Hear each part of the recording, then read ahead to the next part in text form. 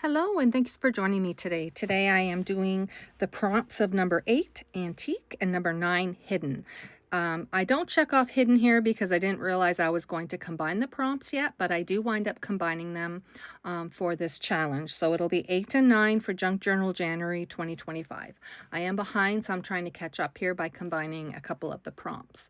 So here I have this, I had collected some vintage items that I had, antique items, and I'm trying to figure out here what I want to do. So I had cut down a piece of that piano paper to create a pocket. So I'm just measuring here on how high I want it and how I want to cut it down. I wanted it to cover pretty much the whole page because it is vintage looking, as opposed to that bright blue, well, not bright blue, but new graph paper that I had there in behind. So I think with that on the whole page with a little bit of white peeking through, I really like that. And I kind of thought too that this pocket with the little holes there for the piano roll kind of went in with the hidden part of the prompt as well. I know it's a bit of a stretch, but that's what I was going with here. And I also do with the photo create a hidden journaling spot as well. So I'm bringing in this vintage library card, which is also about a musical instrument. I think it's the bassoon. So I am just thinking here, okay, I'll create a tag with that to go into that pocket. And here I'm trying to place this picture of this old house. I do believe it says 1947 on the back. I do show a close-up at the end. Then I decided, well, no, I'll do a double page spread. So I have this vintage book I had picked up about for new mothers, and I wanted that word behind the scenes. I thought it fit well with the prompt today for hidden as well. So I cut that out, and here I am trying to navigate where I want to put my photo. So I just brought in some washi tape, some of the Tim Holtz washi tape, and I am just gonna create a flip with it. I know it's a flip, and I did a flip on the last one, I believe, too. So I kind of bulked my journal up here. I'm going to have to kind of think about my prompts now as I go forward. I don't want my journal to get too bulky. So I'm just going to put the washi there to create the hinge. But I then also come in with a fix to make it look like the picture is glued down on the page, that you wouldn't really know that there was a hidden spot under it.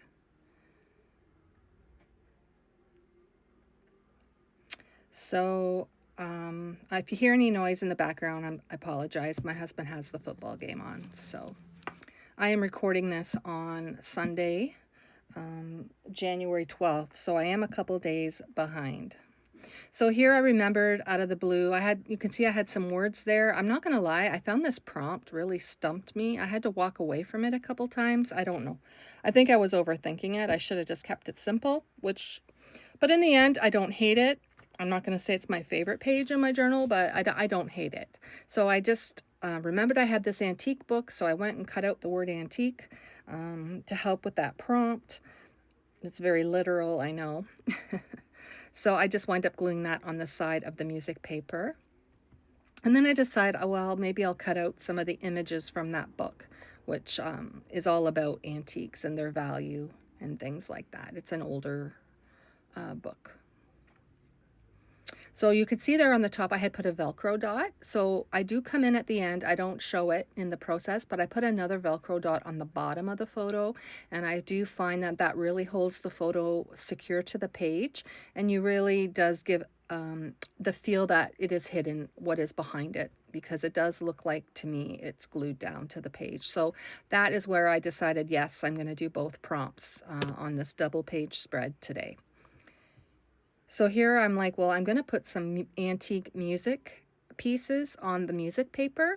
So I have some of these gramophones, some of the piano paper. What was it called here? I just have my book. I'm going to look. It's a organ paper roll, organette. So I thought, well, that went well with what I had going on here for this page. So I just bring in some more of that washi to fill in some of that space. And I do find that it did help to kind of bring it all in together. And I do so on both of the spreads here. Like I said, I had to walk away from this a couple times, and you can even see in this video part the sun where it is compared to the first part of the video.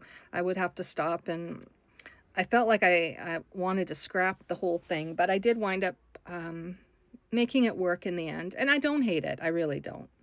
So I really liked what I did here. Going around that photo with this washi tape from Tim Holtz to me really made a big difference. And I liked how that framed it out and made it look, I don't know, it just added the weight it needed to me for that page. So here I am. I put a little bit of that vintage lace I had on the top of the journal card, and I'm adding some washi now to the journaling card as well. Yeah, it's funny how some of these prompts you don't think too much of, and then you get going and it just kind of stumps you. And I don't know why antique would have stumped me, but it did. I just didn't like the way my page was coming together, I guess. So here I am coming back. It's a different time, as you can probably tell by the light, maybe not. And I had to kind of walk away to kind of get a feel for what I wanted to do. So here I come back, I kind of regrouped, and I decided, I remembered I had these antique looking keys that were flat on the back. The key on my desk is an actual vintage key, which I didn't want to use in the journal, but to remind me to put a key on it. And I think it went well because of the house as well, that this was their key to get into their new home. And I just put some vintage lace on the key, and I also put some on the whole of that library card as well.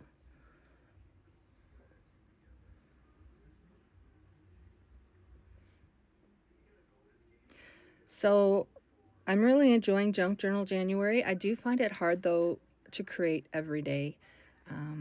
For me, I don't know. I'm having a struggle with it. So I may be combining some of the prompts as I go along here. For this one, though, I kind of wasn't planning on combining the prompts, but then as I went, I decided I would. So here I'm going to glue this key down, and I put way too much glue on it. I had to really kind of clean up my photo after. You can see it gushing out there. I should have went a little bit more light-handed with the glue, and I used Fabri-Tac for this just because it was a metal key. I wanted to make sure it held on to my journal and didn't come falling off.